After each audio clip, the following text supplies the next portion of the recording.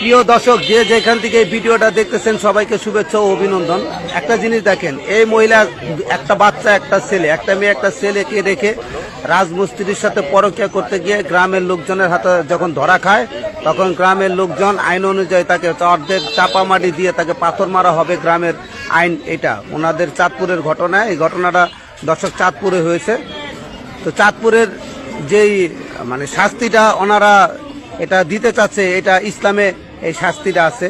তো দর্শক, এই ভিডিওটা দেখে প্রতিটা মানুষের শিক্ষা নেওয়া উচিত। পরকীয়া কাজ কখনো করা ভালো না। পরকীয়া কখনো মানুষের সংসারে শান্তি এনে দেয় না, বরঞ্চ সংসার ধ্বংস করে দেয়। তো প্রিয় বন্ধুরা, সবাই এই ভিডিওটা একটু লাইক দিবেন, শেয়ার করে দিবেন, কমেন্টে ভালো মন্দ জানাবেন যে বিচারটা আর কি ঠিক আছে কিনা। আমার মতে ইসলামিক দৃষ্টিতে এই বিচারটা গ্রহণযোগ্য এবং হাদিসে এই বিচারটা আছে। তো ধন্যবাদ।